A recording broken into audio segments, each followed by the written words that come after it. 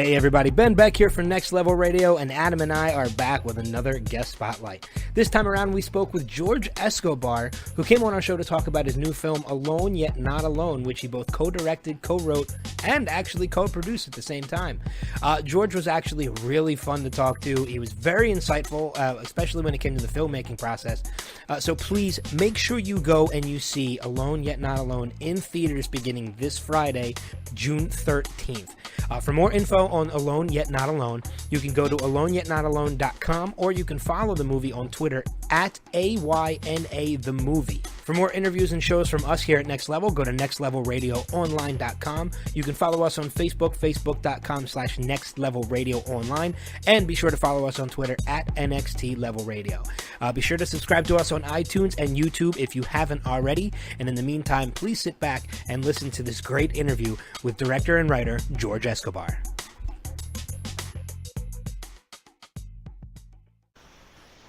Welcome to another Next Level Radio guest spotlight. I'm Adam Gorey, joined by my co-host Ben Beck.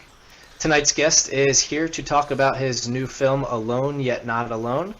Joining us now on the Next Level Radio hotline is the film's co-director and co-writer. Please welcome George Escobar. George, thanks for joining us. How you doing? Doing well. Thank you for having me on your program. Oh, thanks for coming on. Where are you calling us from? I am calling from a little town called Purcellville, Virginia, next to Leesburg, Virginia. Okay, cool. Yeah, we're local to Philadelphia, which actually is funny because some of the movie is set there, but I don't know how far. Usually about a 4 or 5 hour trip to Virginia. So I mean, you're East Coast. Were you always from Virginia, or did you ever did you come from the West Coast or?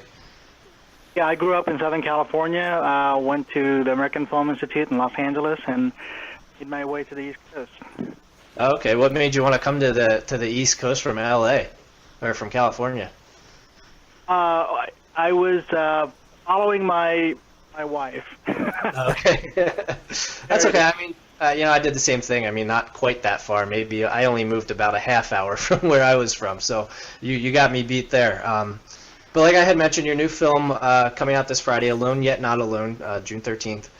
For those who may not have seen even a trailer yet, how would you explain the movie to them? Well, the movie is based on a book or a novel by Tracy Leiniger Craven, and it's a true story about a German family who immigrate from Europe, trying to escape the perpetual wars that were going on at that time. This is in the mid-1700s, and they are also trying to get some more religious freedom, and they end up in the western frontier of Pennsylvania. Unfortunately, smack in the outbreak of the French and Indian War. So there is a raid in their home and their town, and two of the girls in this family, the Leiniger family, are taken captive and are split into different tribes, and then Barbara Leiniger, who is 12 years old, manages to escape a few years later, and she has to journey about 300 miles to try and get home through the wilderness while being chased by her captors. But throughout the whole ordeal of captivity and the escape itself and just survival, she's really hung on to the promise that her father and mother had instilled in her, which is in the through the Word of God in Deuteronomy 31:6 about God never leaving us or forsaking us. Right, and I mean that's there's obviously that big difference when she is captured between her religion and then also the Native American beliefs as well. Yeah, definitely. The Native Americans are trying to replenish their tribe, and the process of assimilation is depicted in the story. Right. Now, I know a majority of the movie takes place in Ohio and Pennsylvania. But when it came to shooting the movie, is that primarily where you stuck around, or did you film in other locations outside of that area? I had to shoot outside of the area. We were able to shoot at Penn's Creek area, the cave there in particular.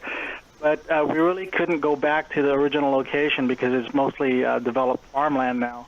We had to go to a place called Explore Park in Roanoke, Virginia, 200 acres of just pristine wilderness that sort of doubled for the farmland. They have a couple of rivers there that doubled for the Ohio River, just the wilderness terrain. And we also filmed at the waterfalls where Last of the Mohicans was filmed in North Carolina. Okay. And we. I was going to mention that because that's, that kind of takes place around the same time as well, and that, that's one of my favorite. I mean, I'm only 27, so that movie came out when I was young, but I did watch it, when I was younger. That was another great movie of, around the same time that this takes place. That's right. We were fortunate that film came out because we were able to look at that and study it and try and do the cinematography that would be comparable. Yeah, I mean the locations that you guys did choose were beautiful. I mean, especially as, like you said, as developed as areas get, it's kind of hard nowadays to find areas that aren't developed and that you can, just find acres and acres of wilderness. Yeah, we didn't want to spend our dollars trying to remove telephone lines and things like that. I mean, just like Last of the Mohicans, the story itself from the movie, it's a very compelling story. When you were in the process of writing this movie, where did you actually find a lot of the research and that you used to inspire the movie? Well, I was fortunate that most of the research was done by Tracy Leiniger Craven, who's actually a descendant of the people that are in the story. She had fallen in love with the story after hearing tales of her ancestors passed down through generations from her grandmother. And so she wrote a novel based on a lot of research she did in the Pennsylvania area. And there's a lot of documentation on the captivity story surrounding Barbara and Regina and Marie, one of their friends. And, of course, documents about young George Washington and Benjamin Franklin and what they were doing at that time, because they are featured in this film. And finally, Pastor Muhlenberg, also the account of his life. And so I read the novel. I then developed the treatment. And research continued, and the executive producers handed me a manuscript a year after I finished the treatment and asked me to write the screenplay, and they gave me 3 weeks to do it. Draft took us 3 weeks, and then we obviously made subsequent drafts after that.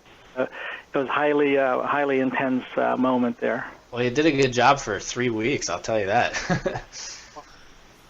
I had a co-writer, James Richards, who did a great job on the research and the dialogue and everything else. And you had also wrote and directed a movie in 2009 called Come What May. That was not a true story, right? I hadn't had a chance to watch it, but that one was not a true story? It's not a true story, but it's based on events that happened at college. Oh, okay. So it's a little nonfiction. But, well, I mean, which movie between that and Alone Yet Not Alone, which one kind of presented more challenges? One based, on basically a story that's been around for a while and was made into a novel, or one that was, I mean, not completely fictional, but a little more room to work with? Well, they're both very challenging because Come What May was really the first feature film that I was involved in as a director and producer. That presented its own challenges, and then of course Alone Yet Not Alone, much bigger film, bigger scale and scope, and definitely an epic type story. But I had done films in between those two, so I was ready for Alone. Now, when it comes to movies like this, where they're based on a true event, I can imagine it's very difficult to make things as historically accurate as possible. What kind of difficulties do you find that you run into when you're trying to be as accurate as possible? Well, you know that certain segments of the audience are historians as well as reenactors, and they're going to really go into detail and nitpick what's on the screen, and they obviously have permission to do that. Sometimes at the expense, though, of really looking at the overall story and the storytelling that's being presented. We would like to say that we were 100% accurate, but there's no film that ever achieves that unless you spend a ton of money. So we try to get as close to the historical accuracy as we could afford, as also what we could find in documentation. And we relied on the expertise of the production heads that we hired, for costuming and as well as set construction and props, all the details. We had to make everything because this is the mid 1700s, and you can't just go down to Walmart. Yeah. Now, the main Native American tribe in the movie is the Delaware tribe. Did you have to track any of them down to kind of get a little bit of feedback from them? Well, we worked with some casting folks who had done other historical films with Native Americans, so we again relied on their expertise in terms of getting the cast and also trying to achieve authenticity. Okay. So that's how we worked it. Okay, and no, go ahead. Oh yeah, there was not a lot of time to prepare the movie. We were able to. I was a work for hire on my part. I have a production company called Advent Film Group, and I was hired by Enthuse Entertainment, who produced Alone Yet Alone. I only had like 3 months to prep this whole movie. Oh wow! I was gonna say because the novel that came out pretty recently, I thought, right? Was that 2009 or 2008, something like that? Well, the reprint of the novel where they incorporated footage from the movie. Okay. A movie. But there was an earlier version of the novel, I think, early as 10 years ago. Okay. So that's still pretty new in itself. Now, as you kind of touched on it before, there's also this religious undertone to the film, and some people, especially these days, with social media and especially the younger generation, and I know I'm saying that at the age of 27, but even got kids younger than I am are much worse. With the combining of a little bit religion as well as a historical film like this, it might turn some people off, if they don't know anything about it. What steps did you guys take during production to keep true to the times, but at the same time, be appealing to the general audience?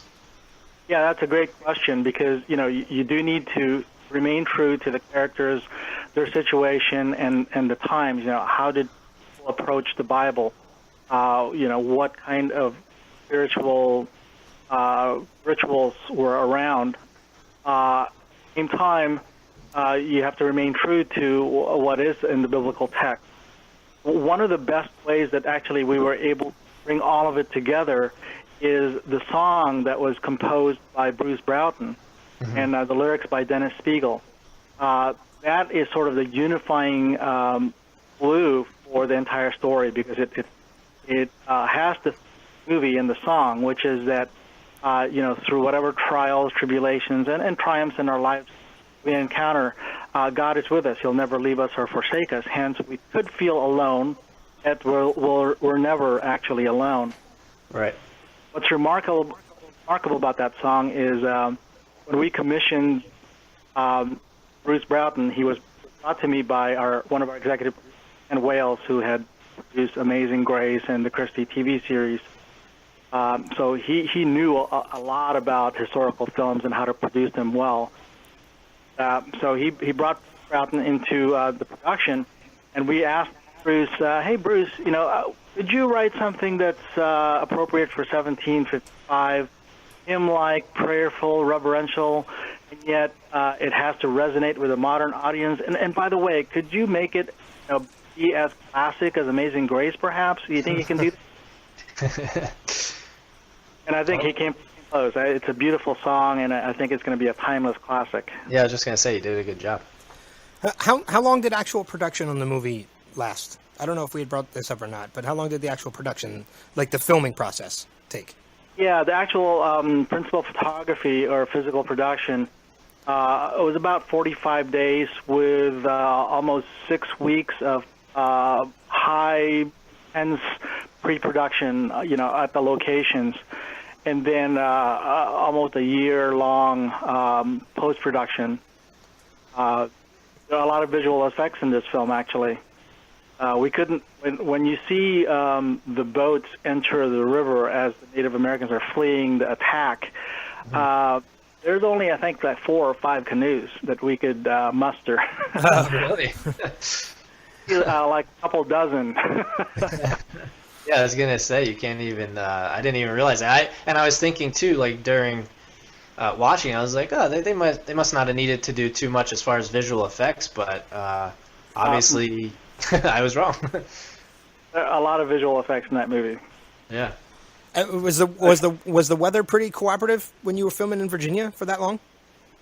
Yeah, we were so blessed. The weather was perfect. We filmed at a time that we knew we could get pretty good weather, and get a little bit of the summer going into the fall, and then getting it pretty chilly so that when we filmed the snow scenes, we didn't have to replicate the breath, with when it's cold. Yeah. What do you call it? The vapor.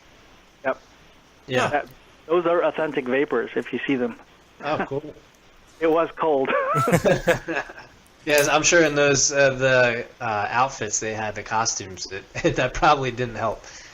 Yeah, and that water also was cold when we were filming cave scenes. Oh yeah, water on the East Coast has this capability of staying cold for the longest amount of time. I mean, even now there's probably lakes and rivers out there that the water is still freezing cold. Yeah.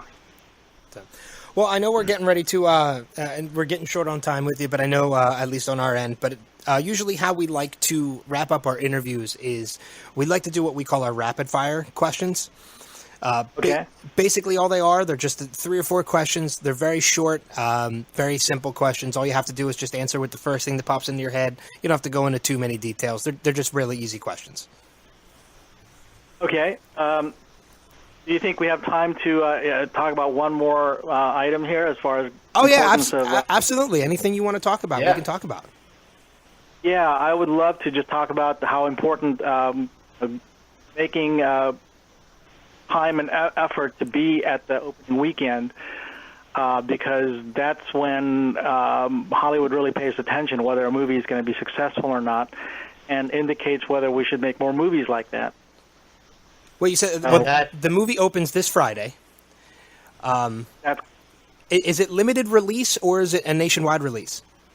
It's a nationwide release, but it's still fairly limited. Right now there's 100 cities that are on board. We want to grow that into the next weekend, so we really need people to turn out for that opening weekend. Yeah, and I do know Philadelphia. I can't remember off the top of my head which theater, but if you go on, like one of the movie sites like Fandango or something, I know there is a theater in Philadelphia that's definitely going to have it. So anyone from the area, definitely go check it out. Yeah, I mean, not just for the benefit of this film, but future films. And one of the other thing that is important is that, when you see a film like this and young people are watching it and entire families, oftentimes kids are inspired. They either historically they want to do that or hey, they want to make movies. And we want parents to be encouraged that there is hope and there's an actual profession that their kids can undertake that's pretty wholesome and safe, that they don't have to make typical raunchy or overly violent films.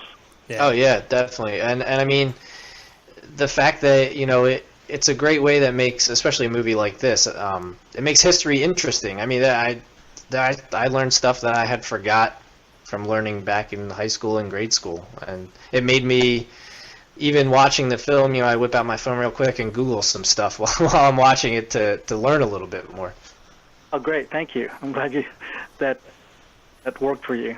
Yeah. I mean, and from the filmmaker's perspective, too, I spent about 2.5 years making a small independent film. So I can see where exactly what you mean when it comes to that, too, is the big budget movies that are out in theaters, everybody's going to go see them just because they are what they are. But you want to get the attention of the crowds to go out and to see those smaller independent movies, because those are a lot of the people that are in the movies and that make those movies. Those are the guys that become the guys that make those bigger movies later on in life, or at least hope to at one point in their career. So yeah, that's so So true. Yeah, so I definitely get where you're coming from when it comes to wanting people to come out and see the movie, because I completely agree with you. We're absolutely going to send people to go out and see this movie as best as we can, because it's the independent movies, at least in my opinion, those are the movies that are worth watching more than those blockbusters. Well, yeah, I couldn't agree more. Thank you. Yeah, and I mean, I was gonna say, you get so much better writing too, and you know, Alone Yet Not Alone is no different. You get better writing because that's more important, because you don't have the larger budget to do these crazy visual. You know, I know you guys said you have visual effects, but you know, it's not like some big blockbuster, huge budget. But that means the writing is that much better. Yeah, I think it becomes a more character-driven type story, and you rely on hopefully better actors too. Yeah, Exactly. And I don't think. Yeah, go ahead. Oh, I was just going to say there's a lot of pressure on the budget from all sides. You know, from the catering to the transportation department to costume, and boy, you know, it doesn't. The IMDb indicates that the estimated budget for this movie is $7 million, which I think is pretty accurate. If you compare that to Last of the Mohicans, made in 1990, and that one cost 40 or 41 million, which in today's dollars would be over 100 million. Yeah. You could, I thought we did a great job, everybody in cast and crew, to bring about a movie that looked terrific and you know, was well made. Well, I think on the same end too, and as I said, coming from the side that I came from, having made the movie too, having the limited budget and working with what you have, I think really drives and forces out more creativity, because it forces you to be more creative with what you have. Yeah, you're absolutely right there. Let me give you a little bit of an insight, which I've never actually told this part. But if you've seen the movie, I think you guys have, right? Mm-hmm. Yeah. There is a scene where the two girls go into a cave. Well, we show them going into the mouth of the cave. Mm-hmm. The rest of that scene was actually filmed, you know, outdoors at night next to a river, because we couldn't really physically film in that cave at the time that it was accessible to us. So, you know, you become very creative, but completely sells, because you can see we were able to find a wall face that looked like a cave, but it was completely done outdoors at night. Yeah, that's crazy. You literally cannot tell. Like, if you didn't tell me that, I would have never known. Yeah. Well, you know, you guys just said it. You know, you have to be creative when you can't build a cave. Yeah. So, but yeah, we absolutely are going to send people out to see this film. Like I said, it was a very well done, very compelling film. So we're absolutely going to send people out to see this. Yeah. Great. So, I think I'm ready for your rap. Okay, awesome. All right. First one is, what's your favorite place to visit? Walt Disney World. That's a good choice. We actually were just there in February, so my wife and I have gone down, I think, the past 2 years now. I think it's eye candy for filmmakers. Yeah, it really is.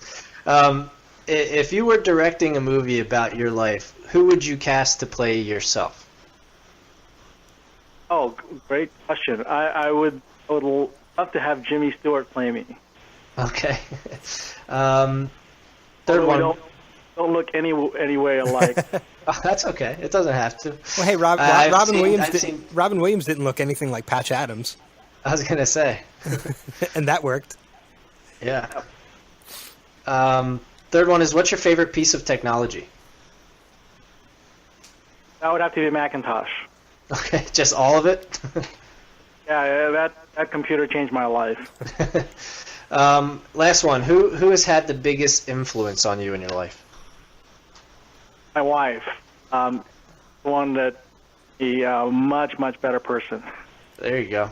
That's a great answer. I if I was asked that, I'd probably have to say my wife too, only because she listens to the show. Well, George, we definitely want to thank you for joining us tonight. We want to send people absolutely to look into it and find out where the movie is playing. Go out and support the independent film industry. Go out and see this film, Alone Yet Not Alone. They can find any information on the film that they want to find at aloneyetnotalone.com, and they can also follow the film at Anya the Movie on Twitter. And it opens up. It opens up this Friday, June 13th. AYNA, the movie. It looks like Anya, but I mean it's just the acronym. The N and the Y are reversed. Sorry. Yeah, George, do you have a Twitter yourself that people can follow you on, or do you kind of stay away from Twitter? I tend to stay away. There's some Twitter for some of our films, but I pretty much on Facebook. Okay. All right, just checking. But yeah, we really want to thank you for coming on, and definitely we're going to make sure we tell people to go see the film because it is good. And we've seen a lot of movies lately, and I'm not too picky when it comes to movies, but I will say this: my patience isn't always the best, and I was able to. This movie was able to at least keep my attention and. You know what I mean? It wasn't one of those where I got bored, and I wasn't on my phone because I was checking Facebook. I was on my phone because I was looking up historical facts about the movie. Well, it's great talking with you guys. You asked some really good questions in an interview, and we're not far from each other, so our next production, we should stay in touch and get you guys involved. Oh, absolutely. Oh, yeah, for sure. We would love that, yeah. So... we'll definitely keep in touch. But for now, we're going to sign off. So everybody who's listening right now, thank you for joining us. You can check us out at nextlevelradioonline.com. Follow us on Twitter at NXT Level Radio, and we will see you around the bend. Take care.